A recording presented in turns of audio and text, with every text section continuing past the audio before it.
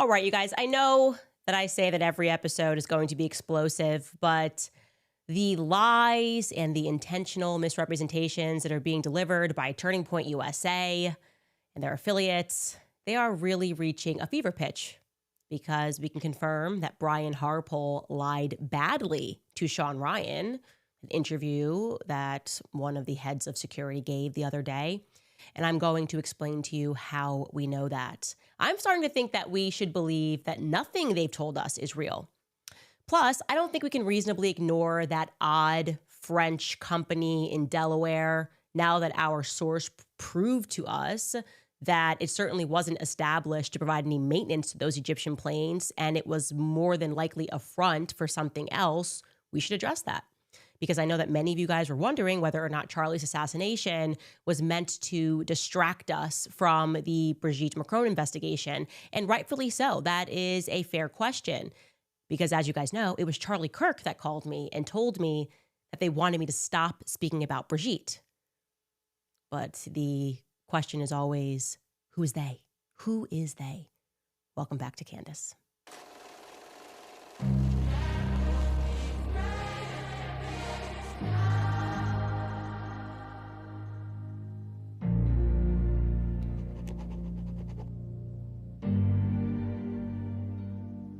Grief is weird. Okay, I got to tell you, in those weeks following Charlie's assassination, I didn't feel like myself. I felt like I was honestly having an out-of-body experience. I didn't want to accept things. Obviously, you know, that's the reason that I went away to Wyoming. But with every week that we move further from September 10th, I have more clarity. And I'm starting to focus on things that happened in those early days. And there are certain things that are playing in my mind over and over again. I would say that happened in the first 72 hours following Charlie's assassination. I was in a state of trauma, and not for a single second during that state of trauma did I believe that Turning Point USA would later be involved in what seems like a cover-up, right? It seems like if you have to lie ever, it's because you're covering up the truth. Duh. And like I said, my initial sense was that all of us would come together and try to figure out who did this, because the Tyler Robinson story wasn't making any sense. Well, I want to tell you guys this. There's another phone call that I had with Andrew Colvett where I was crying on the phone with him. I mean, I am talking maybe 72 hours max after Charlie was killed. And he was also upset on the phone, but he said something and it's hitting differently the more that I think about it. He said, and I quote, "Candace, it was supposed to be you. It was supposed to be you." Now, at the time, I dismissed this as some sort of bargaining, right? That's an actual stage of grief. You do bargain. You wish that it was this person. You could trade it. Maybe you wish that it was yourself. And to be honest, I did go through that phase of bargaining with Charlie. Like, why didn't it happen to somebody else? This is a good person who had his whole life ahead of him. I mean, I told you that even my father went through that stage of grief. My father was like, this makes me feel terrible because Charlie has lived his life so admirably. And like, I've had so many chances in life, so many illnesses, and it just makes me so sad. But now I'm feeling a little bit different, removed from the situation. Like now I'm going, was I being, I don't know, was he being honest? Was Andrew being honest? Was Andrew trying to maybe communicate to me after, especially given the fact that I told you that while the actual day on September 10th, while Charlie was in the hospital, he told me that there was a list and that me and Tucker Carlson were on it and that we had to lay low, but he never told me who told him that. I never got a call from the feds telling me that. So I feel like these questions I have now are quite valid. Andrew, by the way, was not the only person who called me on that day and reached out to my family on that day with this warning, immediately cautioning me and Tucker to keep our mouths shut, telling us that we should lay low because there was a quote unquote list going around. Another person was a very well-known woman who happens to be married to a CIA contractor. Same exact message. You and Tucker Carlson. But of course, we cannot tell you who we are getting this information from. I'm starting to realize as I consider who the sources are and their closeness to the military, and now that we've gotten into the story and realized that virtually everybody there that day has these military ties, that threat may have been coming from the government, actually, that the globalized government that we live under, right? LOL to the idea that we have any national sovereignty, may have wanted me and Tucker to watch our friend die. And then that global gang wanted us to know that you will be next if you don't shut up. Like, really, it was supposed to be you. And this new status angle is not something that seems subtle to me. When I consider that it was Charlie that called me, it was Charlie that said that they want me to stop speaking about Brigitte. And now I consider status, which according to our source, our well-placed source, is a front, right? Suddenly this French company comes in and leases a hangar for only 2 years, okay? And immediately this becomes a location where our Egyptian military plane is going to land in Wilmington, Delaware, not to get service. We know there was no maintenance happening because there was this lack of a lease since 2021. All of this now feels really interesting, very interesting. And don't forget that same source claimed that after our Egyptian plane, tail number SUBTT, landed into this federally monitored hangar, that a foreign dignitary was then discreetly moved to 920 King Street, which we've learned and confirmed houses the DEA, the FBI, and the Secret Service. Quite rare, right? Quite rare for the Department of Justice to be coming together with the DHS. I mean, that's weird. So what does France have to do with it, right? What does Tucker Carlson have to do with it? Rationally, when I begin to create a timeline of when my life took a very different turn, it is because I began prodding the narrative on Israel at the exact same time that I began looking into the Brigitte Macron story. That was in March of 2024. It was on March 13th, 2024, that I did the very first ever episode on Brigitte Macron, right? And then, wham, I am fired within 10 days. It's a pretty quick turnaround. Charlie, of course, was a staunch defender of mine. Immediately when I got fired publicly and privately, he held my back, and then suddenly donors start to squeeze him and tell him that I can no longer hit the stage at Turning Point's AmFest. They want me gone from the Turning Point roster, right? I bring my new independent show back in June. And the timeline, actually, when I start to put these things together, is interesting. So we're going to bring that up here because I like timelines. It makes things neat, right? So we are in 2024, right? March 13th, I do that first episode regarding Brigitte Macron. March 19th, just 6 days later, I'm fired from the Daily Wire. I thought it was 10. It's actually 6 days later I get fired from the Daily Wire. Then in mid-November, I begin communicating with Xavier Poussard regarding the potential to interview him during an upcoming trip to London. Xavier Poussard is the person who wrote the Becoming Brigitte book. He has never been sued for defamation. And I was only going to interview him one time because he had never been on camera. And I thought that would be a great get. And I still believe that Brigitte Macron was born a man named Jean-Michel Trogneau. Suddenly, on December 3rd, before I interview him, I receive the first ever cease and desist letter from Brigitte Macron and her lawyers. And the funny thing is, I didn't receive it. They sent it to a really strange inbox that was not monitored, right? This is on December 3rd. You can see, please see attached the time-sensitive legal correspondence sent on behalf of our clients, President Emmanuel Macron and Brigitte Macron. We urge you to provide this correspondence to legal counsel promptly. They sent it to the Club Candace info. It was totally a random box to send it to, so we didn't get it. We go back to our timeline. That's December 3rd. And 7 days later is when it's announced that Satis, that's when it's publicly announced that Satis, that French company, has inked a deal in Wilmington, Delaware for a hangar. Okay? They're suddenly a French company. The CEO, who knows Emmanuel Macron, we've confirmed that, decides they're going to sign a 2-year lease for an airport hangar to do what? To paint planes. I'm not kidding. Elsewhere in that article, it tells us that it's a French multinational company that specializes in the painting of aircrafts and they plan to open for business in a hangar not far from Wilmington Airport come the new year. So in 2025, this is going to be their hangar. Okay, interesting. Back to our timeline. That is publicly announced on December 10th. And then on December 18th, Tom Clare sends another follow-up email regarding the cease and desist. And again, I don't receive it because he's sending it to this random box.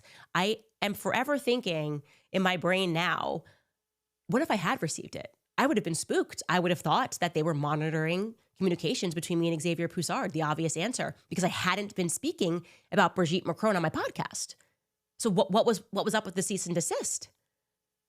I think my suspicion is they knew that I was moving to interview Xavier Poussard, which I then did. As you can see on the timeline, on December 21st, I interview Xavier Poussard in London. We did not release it, right? We fast forward, we receive, after he forwards it to our actual attorney, and we receive the communication. And it actually just makes me angry because I'm pregnant.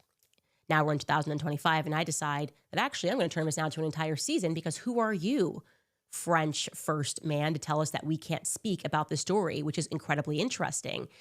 And on January 31st, I release the first episode of Becoming Brigitte. Brigitte season 1 airs. And obviously this show goes viral because it was a shocking story, an unbelievable story. People worldwide are going, what the heck is going on? It's not what the press told us. It really kind of, it shocks your core that the press could be in on telling a lie this big. And then on February 17th, we premiere my sit down with Xavier Poussard. Okay. Jumping back into this timeline, that's on the 17th that email comes, that we premiere that sit down interview with Xavier Poussard. And a couple of days later, on February 24th, Charlie Kirk reaches out and he tells me that the White House is asking me to stop speaking about Brigitte. And he tells me that it is related to the peace deal in Ukraine. That is ostensibly the reason on this same day, February 24th, that's how quickly the phone call happened. This is the day that Donald Trump meets with Emmanuel Macron. Do we have that, by the way, the text message between me and Charlie? Here we go. Yeah, this is February 24th. I'm showing you guys this now. Hey, I have something to tell you from the White House. They asked me to call you. I'm just the messenger here, but it's important. I say, okay, I'm around, call me. Then we have the phone call. And then I was like upset about the phone call because I was pregnant. And then I felt bad. And I was like, okay, let me think about it, because I don't want people in Russia to be killed because I won't stop speaking about Brigitte if the Ukraine peace deal was at the center of this. And he says, okay. And then I tried to say, I will circle back tomorrow, or maybe I said tonight, call if you want to chat at all. And we did, we chatted. The next day you can see he starts with, the White House just asked for your number, FYI. I think POTUS might call you. And that is not what happened. On February 25th, actually, Sergio Gore called me and asked me to stop speaking about Brigitte. And it felt more like an order than a request, and I did not respond in kind to that. February 26th, President Donald Trump calls me and asks me to stop speaking about Brigitte. Now, Charlie's in the middle of this. Communications are happening between me and Charlie about Brigitte, okay? On July 1st, and by the way, the series was over, and I said I'll agree to be quiet about this for a while because it's no longer relevant, and I don't want Christian men to be slaughtered in Ukraine because I'm not keeping my mouth shut. Now, on July 1st, Macron sends another legal threat. On July 18th, this is where things get really interesting, Charlie Kirk hosts Tucker Carlson at SAS. This brings in the Tucker element, right? He tells Tucker to go max, call out Israel, Jeffrey Epstein, just go max. And guess what? Tucker really did go max. I want to actually play for you this clip of what Tucker said on stage. Take a listen. The unfairness of it drives you crazy. And it's particularly galling in the case of Jeffrey Epstein and the whole constellation of people around Jeffrey Epstein, all of whom seem to be getting away with scams. And how do you know they're getting away with scams? I'll tell you how, because they're useless and they're rich. So how do you come to a place where some of the least impressive, most useless people who have no actual skills become billionaires? How's that legitimate? And by the way, if you ask this question, at least in Washington, it's like, oh, well, yeah, sounds like you're a socialist. Sounds like socialism. Yeah, okay, I'm a socialist now. All right. I was a Qatari agent or a bigot. Now I'm a socialist. All right. Leaving aside my committed socialism, can you answer the question? How did Bill Ackman get $9 billion? Bill Ackman, a pretty impressive guy? I know Bill Ackman. No. Bill Ackman's like well-connected and super aggressive. That's it. And I think, well-connected, super aggressive people deserve a fair living like everybody else. But if you're accruing $9 million just because you're willing to do anything, I don't know why we have to pretend that's good. How did Epstein get 4 Gulf Streams? How did he get an island, a massive ranch in New Mexico, the biggest house in New York? Like, what is that?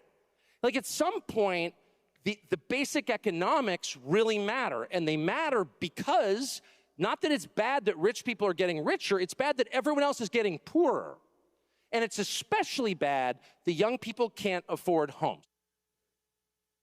So what Tucker is getting to the heart at there is that we don't live in a meritocracy, right? You have people who, because of their bloodlines, are just being handed things, right? Bari Weiss is a perfect example of that. Nobody knows why she is an executive at CBS. She has no objective talent. I will guarantee you everyone around her is smarter than her, and yet CBS picked Bari Weiss. There's a reason for that. There is a reason why people who are talented can be completely shut out, taken out, told that they can't even be in the system. Think about Kanye West, right? Because of what he's saying. And then people who have no talent are suddenly everywhere. Billboards. We're being told this is the most beautiful person, the smartest person. This person has what it takes to have a makeup brand, whatever it is. And they have no objective talent. That is not something that they would want messaged to Generation Z, generation coming up, who's recognizing that something's not fair, that perhaps this whole idea that we live in a meritocracy is one big illusion. Anyways, back to our timeline, right? Tucker Carlson says that, and we then have on July 18th that the request from Turning Point's UVU chapter, which we've not been able to independently verify, but that's what the local news said, that they saw it with their own eyes, but we didn't see it. That's when the request comes in for Charlie to speak at UVU. Very late in the day, never happens this way, okay? Like I told you, they are always working at least a semester behind on requests, but this one's happening quickly. This is really interesting because BTT then comes in from Cairo through Paris and lands in Omaha, Nebraska, and it's the longest stay, actually, that they have in Wilmington. Okay, they do this long stay, and that's not in Nebraska. That long stay that I'm referring to is happening in Wilmington. They stay in Wilmington for 6 days. Okay, that happens to be from the 20th to the 26th. That happens to be the period that Brigitte and Emmanuel Macron released to the Financial Times that they are suing me in a Delaware court. Right? Not saying that Brigitte or Emmanuel are on this plane. What I'm saying is that could it have been a dignitary that was on this plane, a French dignitary that was on this plane? All options are possible at this point because guess who owns the hangar? A French company, okay? A French company owns the hangar. So that's interesting. Go back into this timeline and something else happens that's very strange in this constellation. Right after that, by the way, I want to show you this. So odd, like we were so surprised when we got this. They depart on the 26th from Wilmington, heading back to Cairo. They released it in that period of time that they're suing me. On July 27th, I'm showing you this private communication between my legal team. We were very confused about why this lawsuit was being filed in Delaware. Like, not putting anything together. I didn't know about Satis, nothing. This is my lawyer, and he says, here's like the PDF. It's massive. We're likely going to try to file a motion to dismiss to stay the case on the grounds that it's inconvenient to litigate in Delaware because you're in Tennessee. Your company's in Delaware did not defame anyone. The witnesses are in Tennessee. The Macrons are not citizens of Delaware. Thus, there's no connection to Delaware. Like, what are we doing in Delaware? We should dismiss in Delaware and say that they have to file where you are, like where they claim that they have been defamed is here in Tennessee. That's so interesting to me in retrospect that we didn't understand why this was happening in Delaware. Anyways, moving on to August 1st, same week, Tucker Carlson releases an episode with me And what goes viral from that episode is that we are discussing the Brigitte case. Tucker is interested. He's watched the series. He believes that Brigitte Macron was born a man, or born a male, rather. And that goes viral, okay? It just goes viral, gets more people speaking about it. So you can just, a lot of stuff is happening at this time. Then what we have is in very early August, we know that is when Turning Point is beginning to scout this location for their event. The school is telling them this is not a great place for you to host this because there's no traffic control here. Turning Point employees insist that it is the best location. Headquarters employees insist that it's the best location. It's Charlie's preferred location. And so it's got to happen. From August 5th to the 6th, that's the notorious Hamptons retreat that took place. Charlie himself described it as an intervention, and Bill Ackman disputes that narrative. Seth Dillon disputes that narrative. Bibi Netanyahu offers to take Turning Point to the next level financially. Charlie declines that offer, okay? We fast forward to the 17th. BBT flies again. It does its Nebraska route. Charlie speaking on August 23rd. It again goes through to Wilmington, and it stays one night on August 23rd in Wilmington before heading back to Cairo. On September 3rd, Brigitte Macron is basically opening up its Paris Design Week, and she's photographed with the Minister of Culture. We have that. And then drops off. On the 4th, we have the BTT flight departing from Paris. Now, I'm going to tell you what's really interesting about that September 3rd date that I forgot to mention before we get to December 4th. President Zelensky is in town also, though.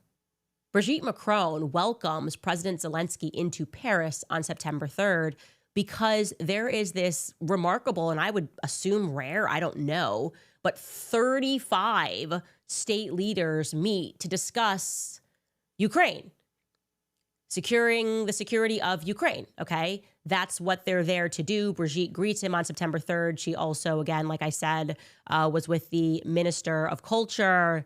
And then we have this flight that leaves from Paris.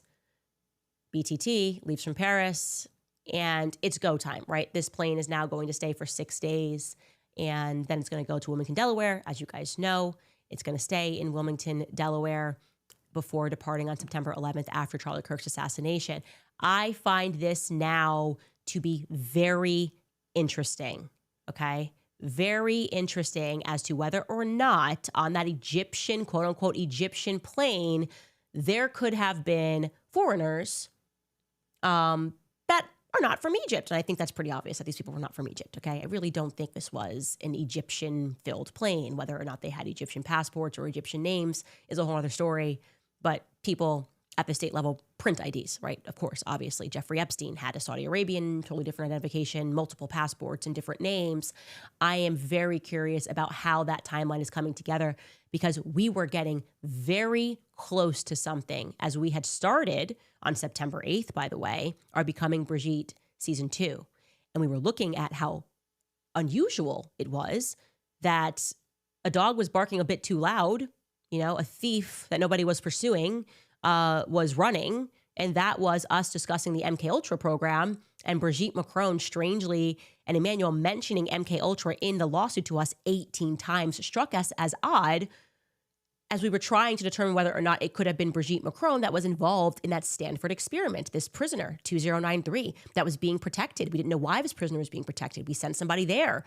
There seemed to be more.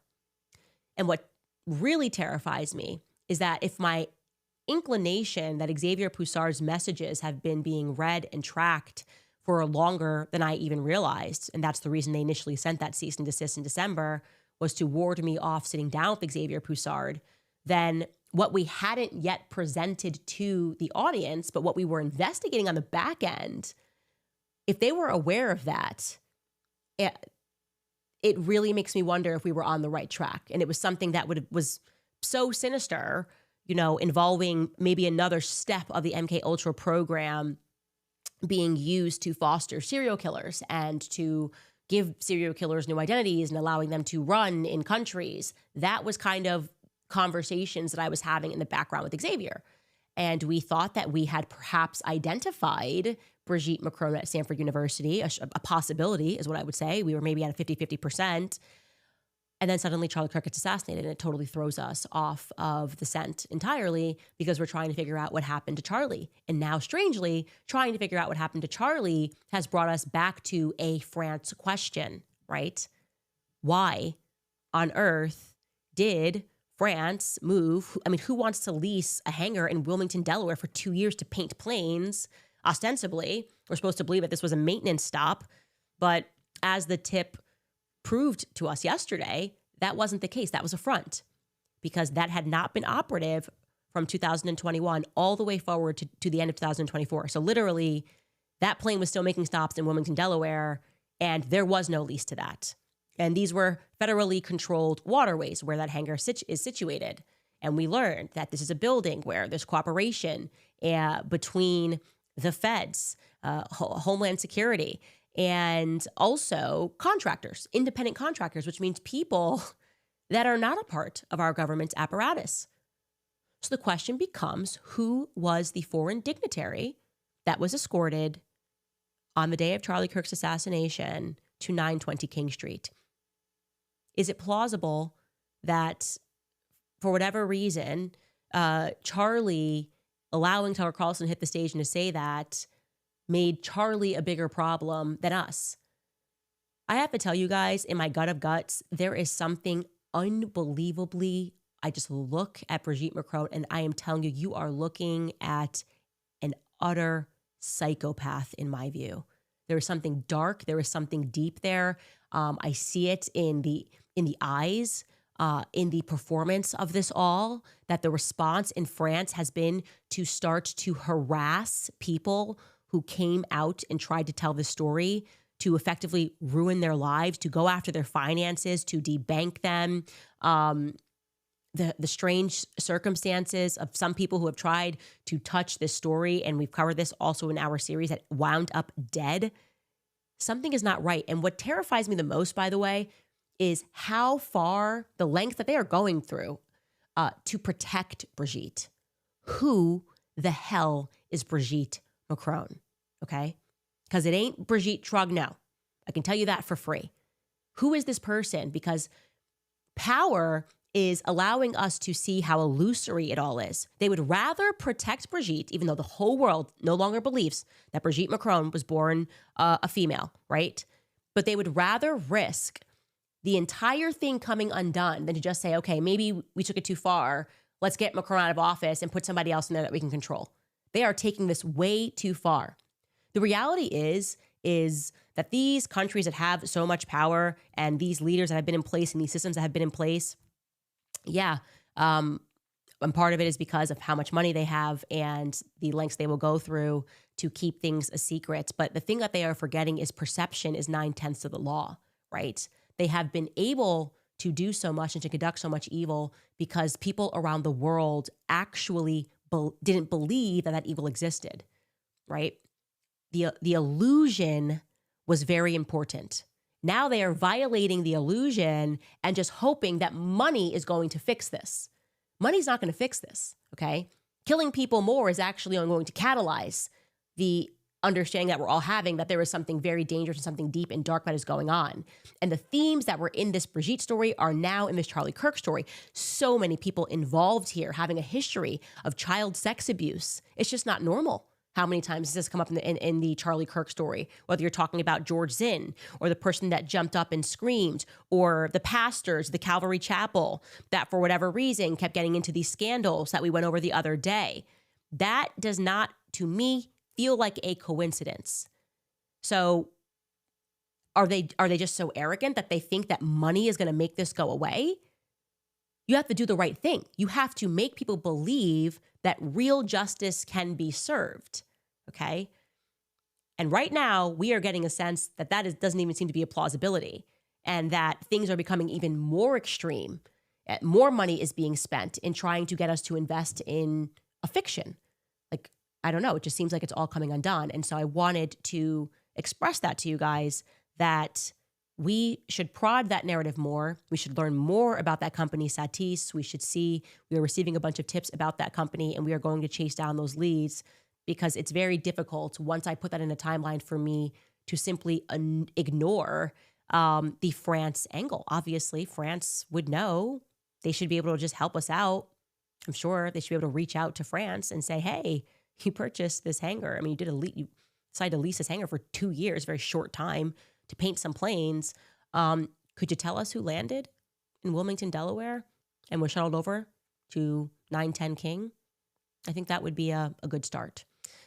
Anyways, we'll be right back, and I'll tell you about Brian Harpole's big lie when we come out of a few sponsors. All right, you guys, we know that too many people are vilified for standing up for truth, but we also know that a lot of people are feeling tremendously courageous in these times.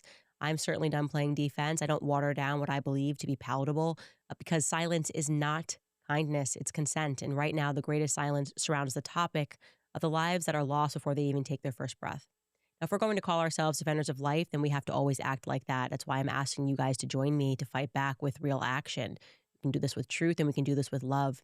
For just $28, you can give a free ultrasound to a woman that's in crisis and considering an abortion. Just $28 will help her to see the life that's growing inside of her, and it will provide her with truth that our culture does not. So don't sit this one out. Don't wait for permission. Be bold. You can be clear, and you can be unapologetically pro-life. You can give $28. You can give 10 times that if you want. This is the line that we have to stand on. We have to stand for truth and what is right and save lives from abortion, standing firm in the gospel. PreBorn.org/Candace to provide an ultrasound for just $28. Also want to tell you guys about Beekeeper's Naturals, because this holiday season may be full of joy, travel, and togetherness, but it also happens to overlap with peak cold and flu season. Between crowded stores, packed schedules, late nights, and extra stress, our immune systems are working overtime just when we need them the most. That's why I'm so thankful for Beekeeper's Naturals and their amazing propolis throat spray. If you haven't heard of propolis, it's this natural immune-supporting substance that bees make to protect their hives. It's like nature's own shield, packed with antioxidants and over 300 beneficial compounds. It's been used for centuries to help support immunity, to soothe scratchy throats, and to keep you feeling your best. I use propolis throat spray, especially during the holidays. It's clean, natural, and free from all the junk that you cannot pronounce. There's no dyes, no chemicals, and there's no fake sugars. Beekeeper's Naturals recently launched a kid-friendly version of their nasal spray, and the mist is soft and gentle, so kids actually don't mind using it. Today, Beekeeper's Naturals is giving viewers an exclusive early access to their Black Friday sale. You can head to beekeepersnaturals.com/Candace or enter code Candace, and you'll get 30% off site-wide. This is their biggest sale of the year. Their best sellers always sell out once the Black Friday sale opens to the public, so take advantage of my code and shop the sale early. That's beekeepersnaturals.com/Candace, and you can enter code Candace. I got to tell you guys, by the time we're done with this list of verifiable turning point lies, it's going to look like a CVS receipt. You know what I mean? It's just getting longer and longer, and these misrepresentations are, of course, lies. So Brian Harpole obviously sat down with Shawn Ryan, and he tried to explain how things went wrong and how it wasn't fair, and woe is them, millions of dollars that we received. But this is actually the fault of UVU police, right? It's actually the fault of this Chief Long. Now, I had a lead on this for a few weeks from within Turning Point USA. Many people obviously leaking within the organization, but I wanted something a bit more solid. Like, they were telling me that they knew for certain that the security did some abnormal things that day. Personally, unless I am certain as it pertains to Turning Point USA, I try not to speak on it. But as it turns out, security people are getting fired or getting moved around at Turning Point, and people's families are getting threatened. And so people in the security apparatus are starting to speak. And now we are certain. So foremost, jog your memory of what he said, what Brian Harpole said to Shawn Ryan. He describes a communication that, and he says it in a very odd way. I can tell you right now, the reason why he describes his communication with the chief of the UVU police in an odd way is because it's not his communication. He's actually presenting a text message between Dan Flood and Chief Long. Take a listen to how he says it. On Monday before, this correspondence went to Chief Long. Hello, Chief Long. We received this message today from the student group. There is a student roof access pretty close to where CK will be set up at the Utah Valley. The Sorensen Center has a couple of staircases that go up to walkways on the roofs. He comes back, and for edification, the Sorensen Center was the building in front of the Lucy Center. And so he comes back and he says, you want access to the roof. And came back and said, I was told students have access above us. If this is true, it would be nice to either have it controlled access or allow one of my guys to be there as well, if possible. He comes back, and his last correspondence was, I got you covered.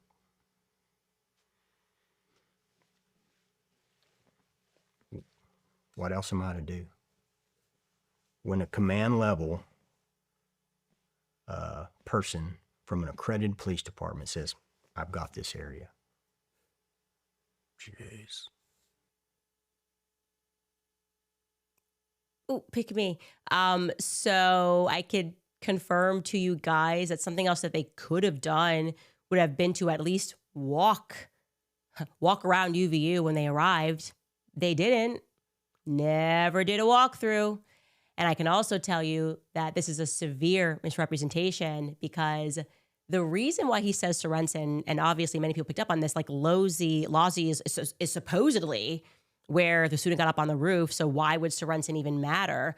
Well, apparently, and again, I confirmed this with security inside of Turning Point, there somehow happened to be a leak.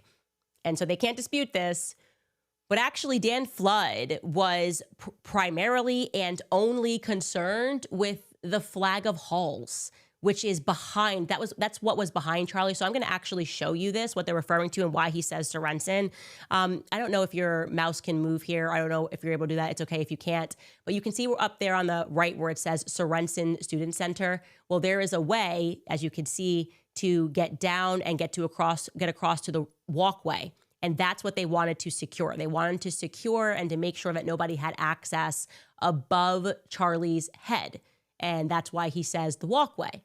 He knew that, by the way. Obviously, he knew the context of that. It's very strange that he's reading that off of his phone as if it's on his phone and he had the communication. That's fundamentally dishonest. He should have said, this text message happened between Dan Flood and Jeff Long, and here's what it was pertaining to, or he should have showed more, but he couldn't show more. And, Shawn Ryan got played. He did, and he should be upset that he got played, because they're basically using him to just propagandize the situation and pretend that they're somehow the victims. Something else that is very strange that I was told early on when all of these leaks were coming is that not only did Turning Point not walk the campus when they got there, I'm referring to the security, but also the only thing that Dan Flood apparently cared about was making sure that their SUVs had clear access behind Charlie, in and out access. So they were not concerned about any other rooftops. They were not concerned about walking to make sure that they had access to other rooftops, obviously, or to make sure that they could see what points it was that the people could just walk onto the courtyard. They weren't concerned with any of that. All they cared about, for whatever reason, was the flag of halls, controlled access in the flag of halls. And I'm wondering if that reason is because, this is really interesting, but I told you it's kind of strange that there were only 2 videos of people really that saw the alleged shooter on the roof that sprinted off of Losey. I found that to be quite strange. There were a lot of people there that day. There was a lot of action that was caught. There wasn't even any more testimonies that came out. And when we hunted down the origin of those videos, I found it strange that those students who shot it didn't post it themselves. They went through third-party people, fourth-party people. One person, both of them, jumped through multiple hoops to get that video out. And when we tracked those people down, both of those students or non-students were in the military, right? ROTC. I found that to be very interesting and compelling. And I am wanting to know more about what was happening in that Hall of Flags. Something is off here. There seemed to be a lot of buzz about the Hall of Flags. Even that Indian kid that we had showed you was taking that shot, who said like, oh, I didn't know Charlie, but he was really popular, was posting all of these videos and somehow gave his videos to the news. He was in the Flag of Halls, or the Hall of Flags, pardon me. I think more needs to be known about what was going down in the Hall of Flags, and I intend to find out what that was. But Turning Point's security completely dropped the ball, and they knew they dropped the ball, and yet they then tried to pass that off by misrepresenting text messages. Why? Why is he protecting Dan Flood? Why isn't Dan Flood speaking? Has Dan Flood been fired from Turning Point USA? Was this actually just a propagandist mission to sit down with Shawn Ryan and to lie and misrepresent? Everybody's instincts were correct about that interview. We are still being told lies by Turning Point. Now, beyond that, this is crazy. This broke in Utah. So the story goes, and I told you that the story was BS, but what the feds told us was that, you know, grandpa's gun was missing, and then a friend called, and the dad, Tyler Robinson's dad, recognized his own son and then turned his son in. And I told you that was a lie. That's not how things went down. And I was called a liar, and no one believed that I had sources. Well, now, mysteriously, the footage of Tyler Robinson turning himself in, which should, in theory, show his dad and him walking in. His dad turned him in. Remember that storyline?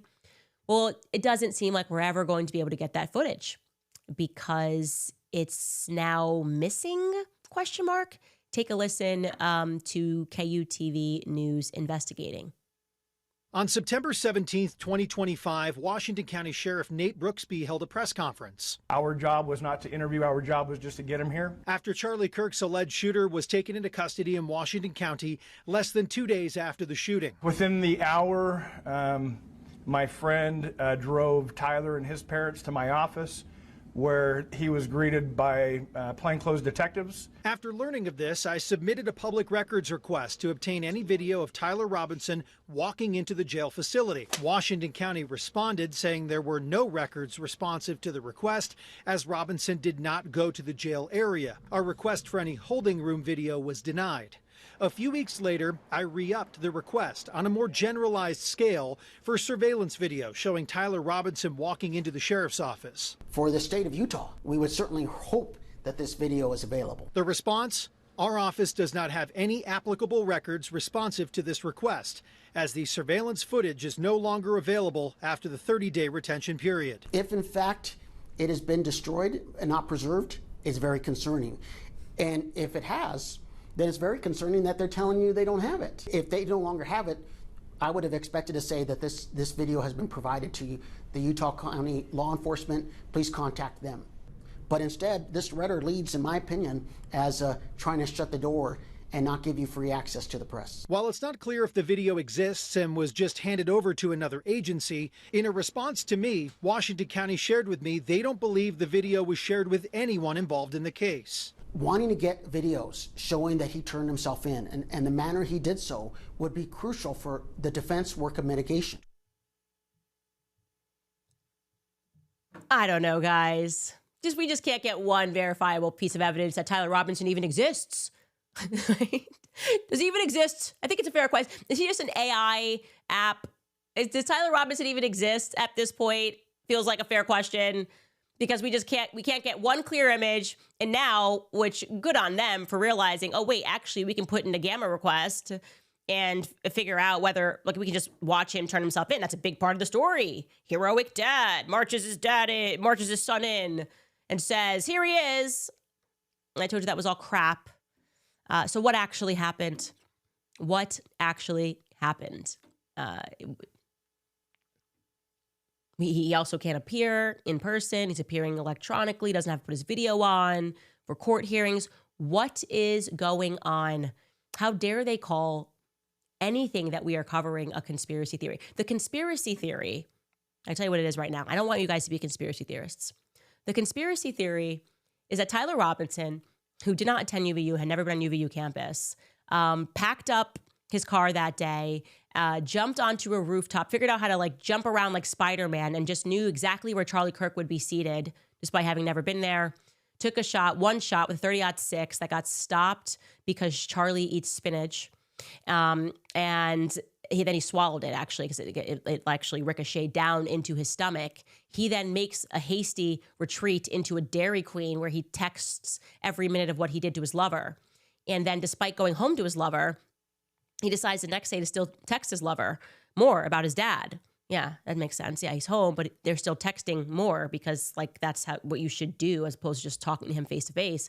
And he wanted to get away with it, and he expresses that. But at the same time, despite the fact that he's got like a 4.3 GPA and he's like a boy genius, he just decides to write every minute of the crime that he had just committed to his love. That's actually the conspiracy theory. Like that's the tinfoil hat conspiracy theory. I don't want you guys to believe that. That's crazy. That is totally crazy stuff. Anyways, we'll be right back and respond to some of your questions and comments. Now, in all the time that I've been endorsing my wireless company, PureTalk, I have never seen an offer like this. Never. Right now, you can get unlimited talk, unlimited text, and unlimited data with a 30-gig hotspot for just $29.95 a month for life. This is PureTalk's top-tier plan, which is normally $65 a month. And right now, through December 7th, you can get all of that for just $29.95 a month. You're saving over 50% a month, every month for life, and it's all on their crazy fast 5G network. This offer is extremely short-lived, of course, so do not wait. Go to puretalk.com/Owens for PureTalk's best unlimited plan for just $29.95 a month for life. Make the switch in as little as 10 minutes. You can keep your phone, keep your number, and you can start saving with their unlimited for life plan. Again, that's puretalk.com/Owens to switch to my wireless company, which is PureTalk. Also remind you guys about American financing because the Fed just dropped interest rates again, and that is good news for American homeowners. If you're feeling overwhelmed thinking about the upcoming holidays, there is no better time than right now to get your finances in order. It's hard to think about the holidays when everything is so expensive and credit cards are already being pushed to the max. But with rates dropping, now is the perfect time to start paying off that debt. American Financing is helping homeowners access the equity in their home for instant savings. They are saving people just like you an average of $800 a month, and many are seeing rates in the low fives. That's a complete game changer compared to those sky-high credit cards. And if you start today, you may be able to delay 2 mortgage payments, giving you extra breathing room for the holidays. It costs absolutely nothing to find out how much you could be saving. The holidays are going to be here before you know it, so do not wait. Call their salary-based mortgage consultants today. You can call American Financing at 800-795-1210. Again, that's 800-795-1210. Or visit AmericanFinancing.net/Owens. AmericanFinancing.net/Owens. All right, you guys, if you would like to support us and support our independent endeavor, you can obviously go to our website and buy new merch. We have a Black Friday sale running right now, so this is a good time to do it. If you use code BLACK20, you will get 20% off store-wide. That does not include books. If you'd like to buy my new book, Make Him a Sandwich, you can head to makehimasandwich.com for our regularly priced books. And then we have signed copies that are also available on the CandaceOwens.com website. By the way, tomorrow book club will be at 6 p.m. Eastern because today is my son's birthday. And I did not calculate that when I said to bump it to Thursday. So it will be tomorrow. And we will continue reading Sigmund Freud and the Jewish mystical tradition.